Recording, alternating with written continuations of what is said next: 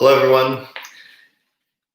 It's Dr. Stephen Lin here. We're here to talk about a little bit about how you can heal your body by understanding the mouth. And let us know where you're tuning in from today.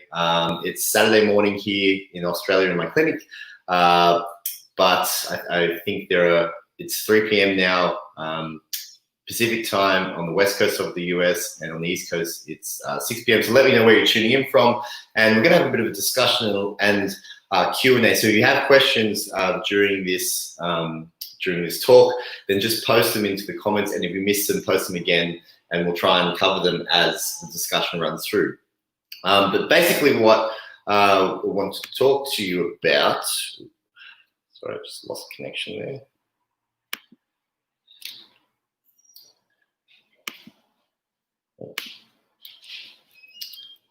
So I've just lost my screen there. I'm just trying to see if it's, oh.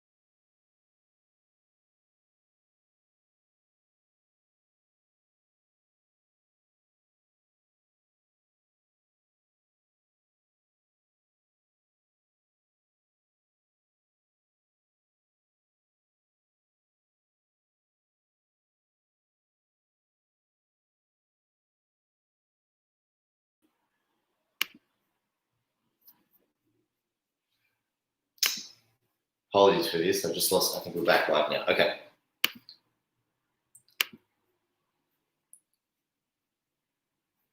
Okay, I think we're back live now. Sorry about that. I just lost power here. I think we're back. Okay, so can you just let me know if we're seeing the replay? Okay, I'll kick off where we started. Yeah, so basically today we're going to be talking about how the mouth provides the most powerful and really kind of life lessons as to how to heal your whole body. Oh, hi Mario. Yeah, okay, so it looks like we're back now. Sorry about that. I just had a bit of a power glitch here, and so what we're going to talk about is what oral health and dental disease has really taught me. How it's helped me change my life as a practitioner. What I see in patients and what I've seen in my patient's journey, but also myself, dentistry and dental health really has helped me to shape my own life, my own health, the direction of understanding my own body, my life, my life as a parent. I have 2 young children, and everything that I've learned and that everything that goes into their lives is very much to do with what I understand about dental health and how that teaches us about the human condition itself. So, when I started dentistry, I felt I was moving on this path, but I thought that the dentistry itself would give a more complete picture of that.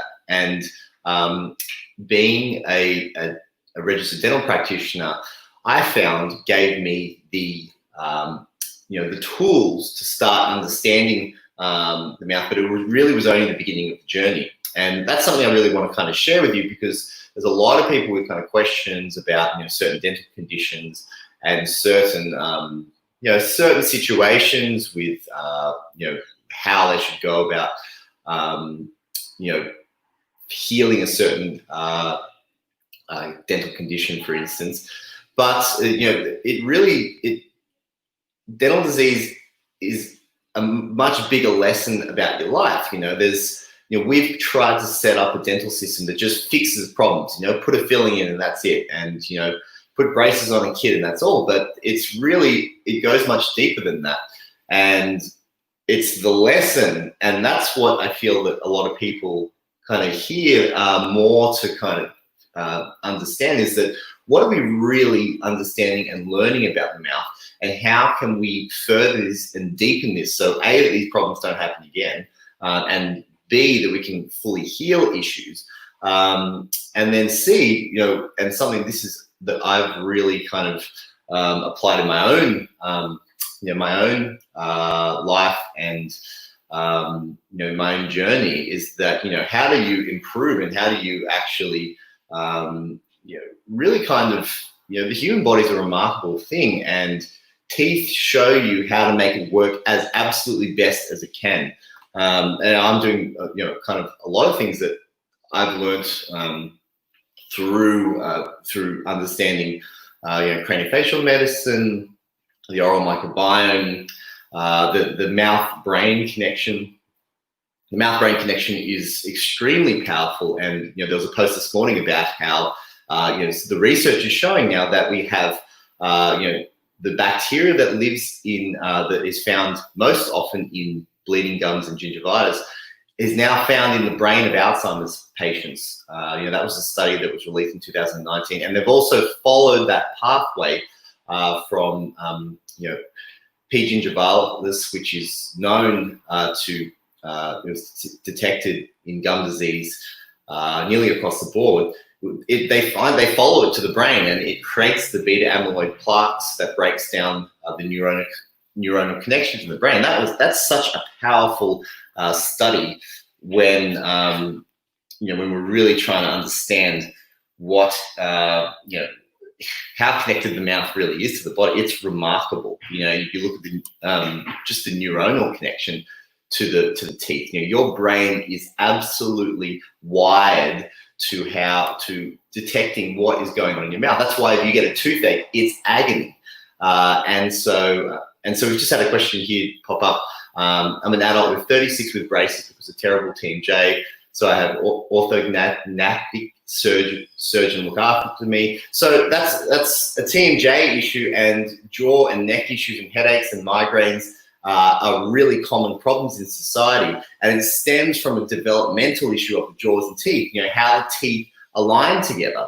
So if we understood this problem from a much more, an earlier, sense of when it occurred, developmentally, what happens, to cause a misalignment of the jaw and teeth, was orthodontic treatment, assessing this, and how is sleep in the airway, and how is posture being affected. All of these things connect together, and the mouth connects to every single organ system in the body. We just need to kind of follow those paths and understand them too. One thing about dental disease, Lisa, this problem isn't an easy one, but it's dental diseases in themselves aren't easy, and that's one message that I kind of pull out to my patients, and also I try to kind of have this view myself, is that life sends you problems that aren't easy, and you either kind of have the resilience to kind of overcome them, or you're beaten by them. And I see this in patients a lot. You have people that have very, very difficult problems and they get over them, and then you have people that have persistent problems and they just never beat them. And dental diseases are hard. They're conditions that have been in the mouth and the affecting the body for a long time. So you don't overcome them quickly, and it teaches you the resilience, and it's that persistence that really kind of I think is a valuable life lesson. And from what I've observed, the people that kind of have that resilience in them and that kind of will to keep going, and like I've made a step forwards. I'm going to, take this on board. I'm not quite there yet, but I'm going to keep going. And, fixing teeth and fixing, the underlying causes of dental disease really is, is part of that paradigm. So the mind's connection to what is happening in the mouth. It's a very, very powerful, tool, and that you really need to be able to kind of access if you're going to absolutely understand and get through dental diseases. So the TMJ, the one thing I've learned about that recently is that the TMJ is really a joint we need to learn to exercise and keep healthy.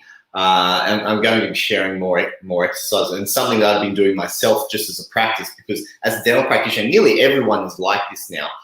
If you're in a job where you hunch over or you lean down, you look at a computer, and it really, we are in a civilization now that do not look after the posture of our craniofacial system, and that has a big flow-on effect.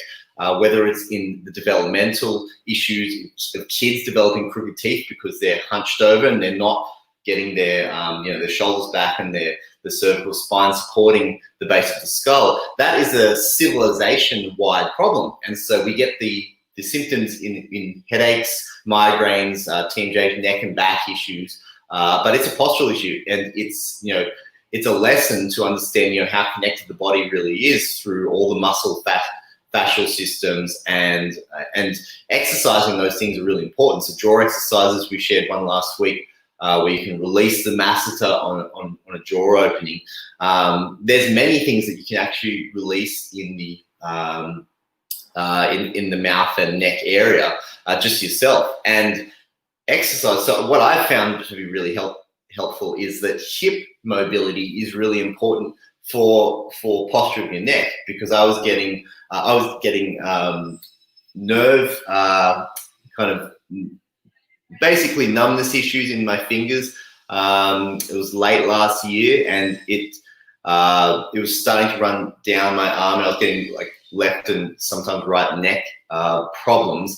But it was all to do with my posture and when practicing dentistry. And I found that stretching the hips and releasing the hamstrings and the hip flexors and the glute muscles really helps in releasing the neck. And when you change that, it's absolutely life-changing. That's something that I'm going to be sharing more about. But I learned, that all of this, and tongue posture, for instance, was really important for that too. And that's something we teach in kids and people with sleep apnea, how to breathe better. All of this is connected, and it's just it's a fascinating journey, but it's a really rewarding one too.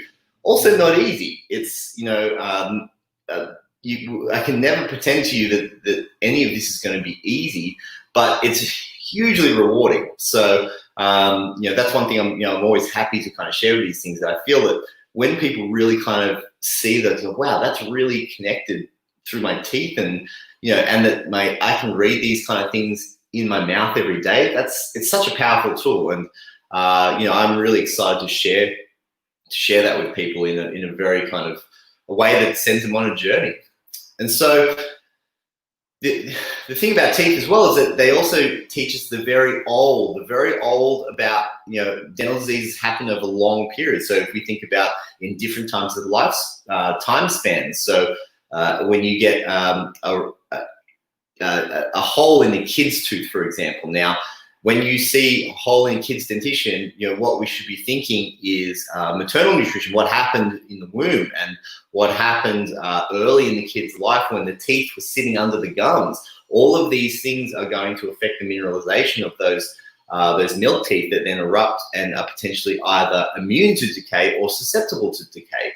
And that starts to build the interfaces that, well, we need to be thinking about, the nutrients and the health of a mother or an expecting couple, well before a child conceives. And traditional cultures used to do this. And so dental diseases start to pull us back to and sit us down and to start thinking about what our ancestors used to do. There is, our history is written in our jaws and teeth. Anthropologists read what our ancestors used to eat by looking at the jaws and teeth, and the disease processes themselves. Not very few things in the mouth happen overnight, and it's estimated that over 90% of the conditions that people go and see the dentist for are chronic diseases. So we have a very kind of old message in our mouth, things that bubble along without us noticing, if we're oblivious to it, and then they become big issues. So there's a theme that you have to kind of understand that there is some legacy with dental disease too. Developing jaw, for example, white crooked teeth develop. It goes back to birthing and breastfeeding and breeding during the child's formative years. My 6-month-year-old was sick this week. It was the first time she'd been sick in her first winter, and she got a bit sniffly. But we kind of really worked hard for 2 days to get her breathing through the nose. She was really congested. My first child, he's only really had a stuffy nose once or twice in his 2-year life. But she really got it. It really got her, and we were kind of worried because she was starting to. You could see she was mouth breathing. She didn't like it. Because babies are obligate nose breathers.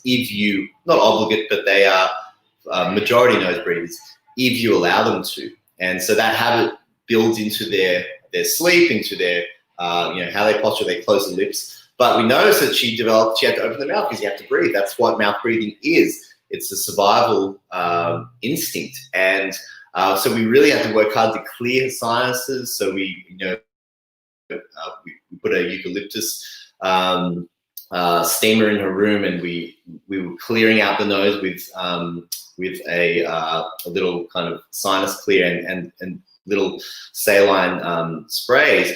And then when she was breastfeeding, she would kind of have to really work through. And as she started to breathe, it would start to clear. You could see that once she then went to sleep, she was able to breathe through the nose. But it was hard. We had to work through it. And there were some points where she did have to mouth breathe. We had to go with it. She didn't sleep very well in general, and very difficult period. But it kind of taught me a bit about, it's like, wow, so this is how a mouth breathing habit forms. If a child has a blocked sinus for weeks to a month, that's going to be a mouth breathing habit that forms for their life. And unless you work really hard to kind of reverse that, it was just interesting for me to kind of see that. And we work with this with kids all the time in the clinic, but starting to see where those first patterns begin to appear is really important. And parents can really if you can start to see those things, or even if you start to understand, it's like, oh yeah, that's right.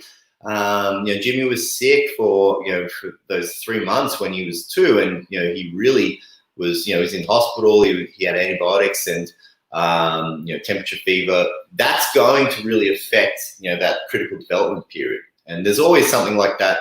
The teeth just take you back to these very kind of formative moments in their life. There's a question here from Gina Mannion. I'd rather extract than choose root canal. The tooth next to split in two, so has to be extracted instantly. That had a root canal too. Okay, so it's not a bad point here to bring up, because something about dental diseases and root canal treatments. Now, all treatments in the mouth are that they're treatment. They're an attempt to overcome a very diseased tooth. And so root canal treatment is an attempt to keep that tooth in your mouth for longer. I would say, for certain people, they work. For the literature shows that roughly 4 out of 5 people have root canals in their mouth for without incidence. You can have scans on them closer, but I see people that don't have issues. And this goes back to one of our other points that it really depends on the patient. Now, if I'm talking to a patient whether they need root canal treatment or not, you really want them to make the decision themselves, because do you want to save the tooth? Is there an easy option to replace it? Is having no tooth there an acceptable option for you? All these things need to be taken into account, and sometimes taking the tooth out is a better option, because root canal treatments don't always work. They can get reinfected.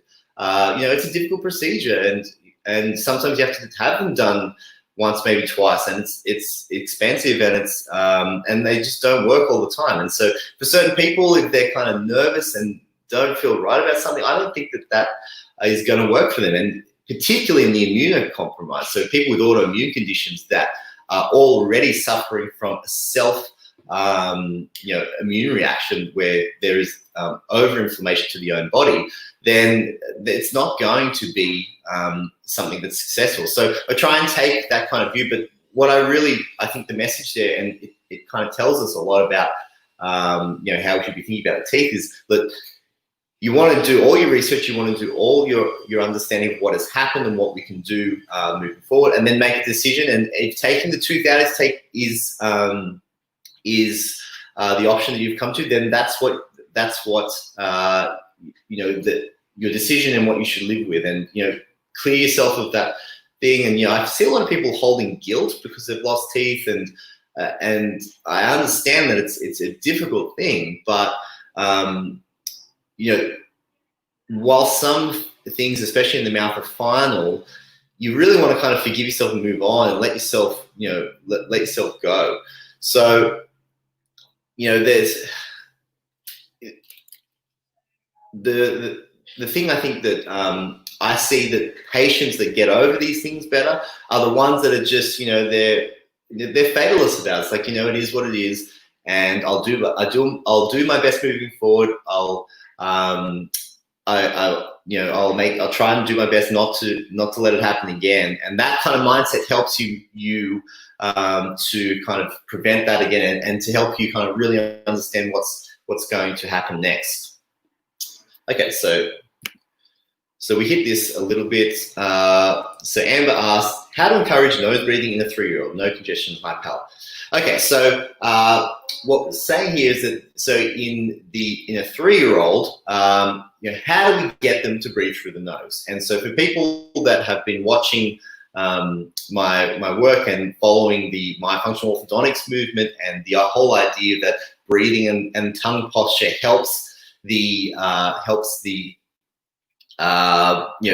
growth of the jaws and prevents potentially crooked teeth, then this is a good question. And the first thing is that I'm going to say it's hard, right? So you're changing a habit in a 3-year-old, which is difficult. There are many things to consider, and just to kind of go into this, I'll cover this very quickly today. But next week I'm interviewing Dr. Sandra Khan, who is a orthodontist based in Los Angeles, and she's the author of the book Jaws, and also the founder of the Forwardontics movement, which is all about how we prevent braces. So we're going to be diving into this stuff in deep detail next week, but I just want to kind of give you a little bit of kind of an overview, because it's a good way of thinking.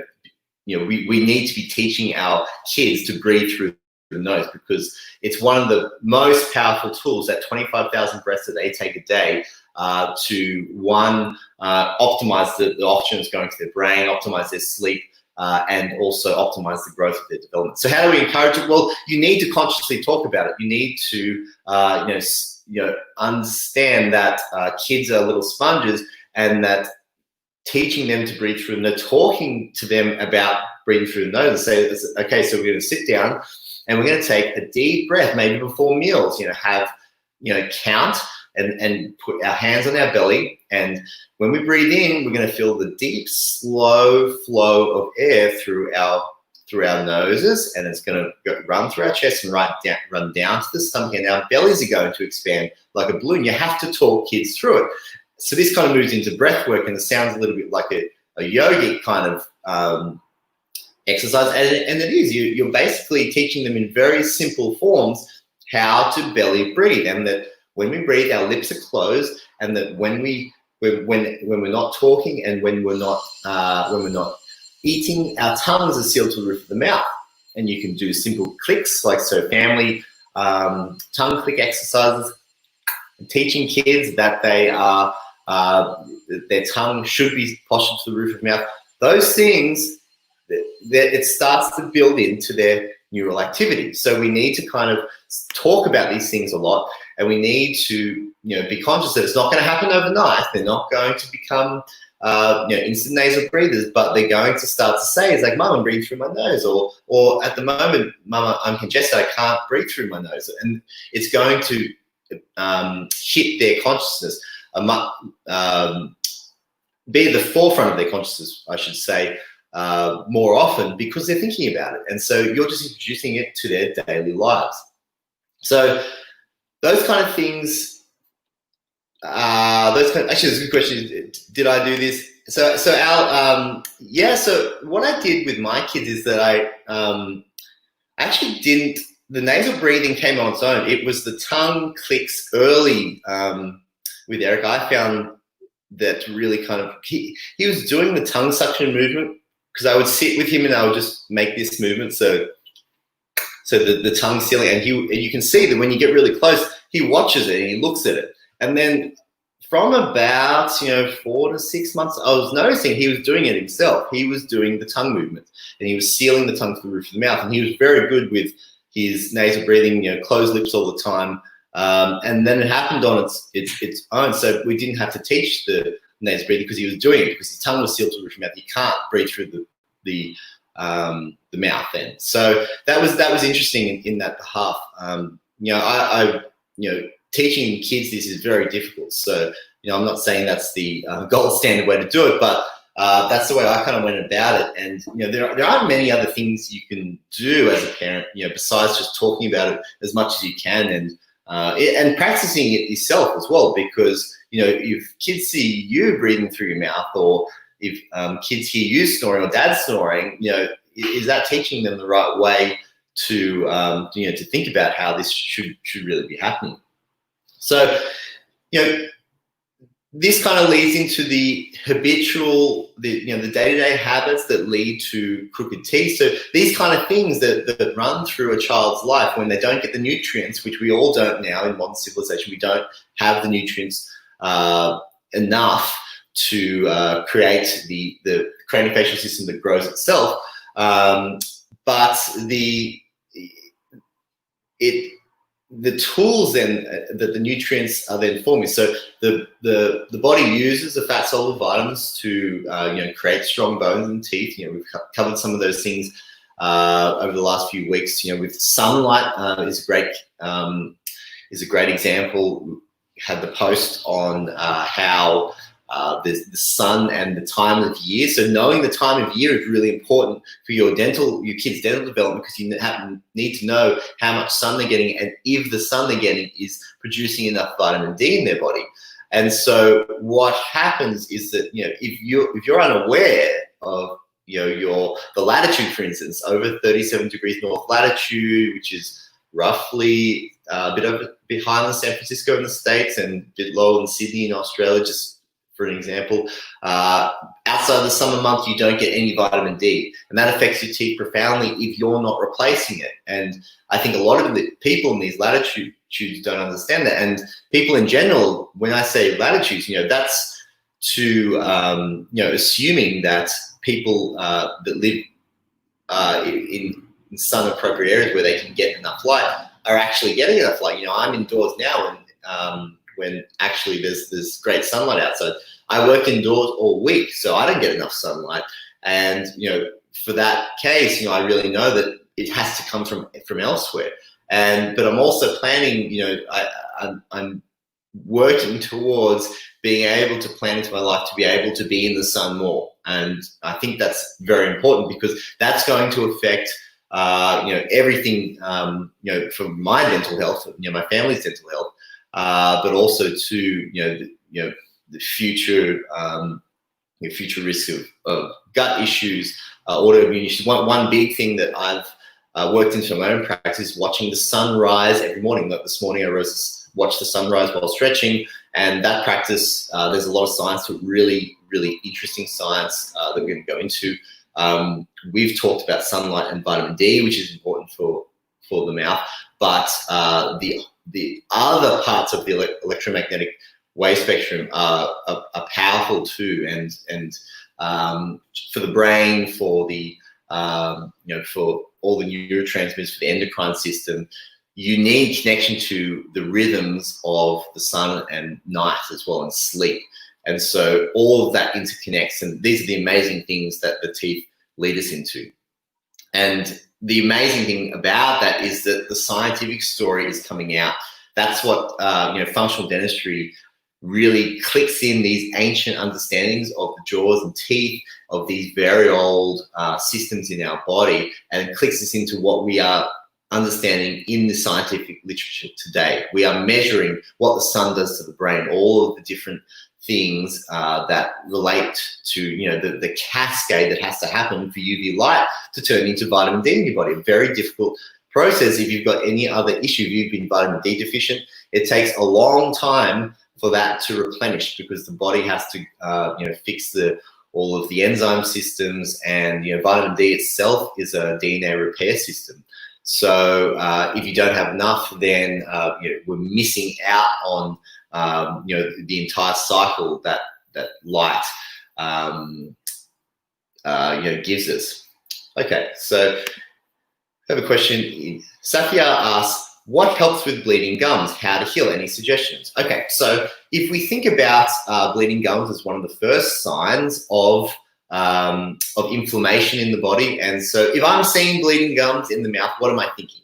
I'm thinking, well, my body is a bit inflamed, and then so normally, so when I started dental school, for instance, I found that's when I started flossing every day, because the first thing you do in dental school is you clean each other's teeth, and you learn general hygiene instruction with patients. So I found that flossing every day really helped my gums. But so then I began to kind of be able to measure a bit more what was happening. So even if I was flossing, or if I missed a day or two, so for instance, if I didn't sleep, or if I was sick, or I hadn't eaten well, then I would probably notice that I would get a little sore spot on my gums, and they would begin to bleed. And so it began to kind of teach me to kind of listen to inflammation in the body. And then later down the track, as I began to learn about the gut microbiome and gut permeability, you begin to see, and when you watch and when you look at the clinical treatment of gum disease, we really just scrub and clean it, but actually bleeding gums is an inflammation profile right throughout the digestive system. So how to heal is that you need to be thinking throughout your entire digestive system. There is an inflammation profile, not just here, but down in the gut. Plaque builds up in your teeth. It also builds up in your gut. And the immune system, which is primarily primed, 80% of it in the digestive system, is not happy with something. So you want to go through, you want to think about the last couple of weeks, and if this is chronic, you need to go back further, you need to go deeper, and you need to think about what's your risk profile for any kind of digestive issue. Do you have reflux? Do you have, mild kind of pain do you have intolerances? Do foods like grains and dairy bother you? Or do you have, something like a chronic inflammatory disorder like IBS or Crohn's?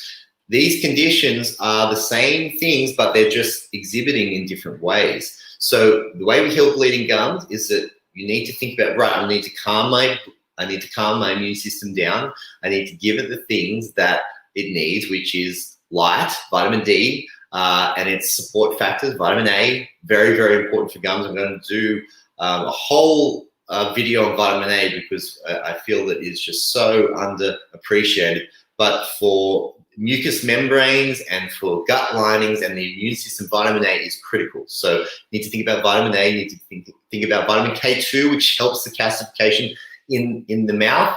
If you get calcified dental plaque buildup, you need to be thinking about calcification in the body, and K2 is activates those proteins that carries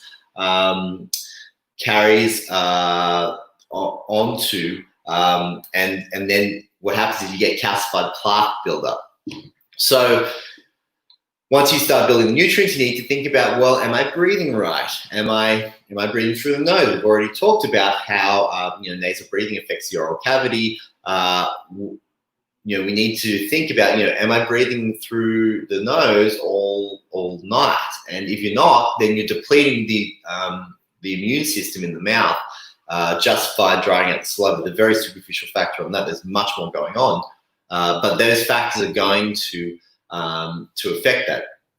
And then we need to think about the digestive issues. Are your foods, are there certain foods, are they causing intolerances throughout your digestive system? Some people do have intolerances, and sometimes you need to cut out foods. You definitely need to think about nutritive foods, and we've kind of had a cursory view over that. That's generally what my book, The Dental Diet, is about: how you eat the foods that are nutrient dense and supporting the immune system, balancing the bacteria. So that the last factor in that is balancing the oral microbiome, the bacteria that then prime the immune system. So Oya's just said, I changed to a paleo diet 5 years ago. My gums haven't bled ever again. So that's a really interesting observation. There's some interesting papers coming out. There's some literature coming out about people who have moved to a paleo style diet, and the inflammatory profiles that ensue. So it's really interesting to kind of see that the community here, like, always watch and discuss, what other people have experienced. I've learned a lot from my patients. I've learned a lot from what other people have gone through. Not only for myself and my kids, and what we do for our family, but for myself too. Because we're all just piecing the puzzles together here. It's a fantastic journey, and what the mouth kind of brings home, though, is that there really is some simple principles that you have to get right. And then so once you align those principles, so we kind of talked about that with gums. So if we align the nutrients, if we align the breathing and sleep, if we align the gut and the immune interface, then eventually you're going to start to see the moving forward of your gum health. And if you've lost gum tissue, some of it is irreversible, but what you want is to make sure is that inflammatory profile is going, and that you are making sure that your periodontal tissue is staying healthy for the long term. Because one of the most tragic things I see is that people in their I say mid to late 30s now have severe periodontal disease, and they're losing all their teeth. This happens, and it's a real tragedy, because often they don't know it, but it kind of shows how disconnected we are from our teeth. And if there's anything I hope that everyone takes away from this, is that even though you may not have kind of every answer yet, you're going to get it if we keep moving along this pathway of understanding the mouth better. And so I mentioned earlier that next week I'll be interviewing Dr. Sandra Khan, the author of the book Jaws, an orthodontist and founder of the forwardontics technique to myofunctionally grow the jaw and prevent braces in kids. So stay tuned for that. Next week I'll be posting that event up soon, and we'll be really diving into the nitty gritty as to how we understand this growth interface in our children, how we prevent braces in kids. That's something that I really think is very, very important. We need to move forward as a society in preventing crooked teeth in kids, because if our jaws aren't growing right, we are really stepping forward into a dangerous area where we don't understand what's going to happen to our health. And a lot of the things I think that we are experiencing are because of this misunderstanding. So I hope that as this community grows and begins to share its experiences and its understandings of what we know about the mouth, I hope that we can move forward and we can begin to beat these problems. Dental problems are costing literally trillions of dollars throughout the Western world, and they don't have to, and we can have a generation that do not have these issues. So let me know if you have any other questions. I'll try and go back through and answer anything specifically, but we're going to keep doing these sessions. So on the posts and so forth, keep posting questions. I'll try to get to everything, but also too, I hope that people can get answers from each other, because I don't have all the answers, and everyone doesn't. But I'm going to start interviewing a lot of great experts on this platform here, so that we can all kind of pool our knowledge and really kind of dig into fixing dental disease as a whole, and applying functional dentistry throughout society. So I hope you've enjoyed today, and I really thank everyone for joining and asking questions. Please leave any other questions in the comments and I'll check them. And we will be back next week with Dr. Sandra Khan. So have a great day and have a great weekend. I will see you next week.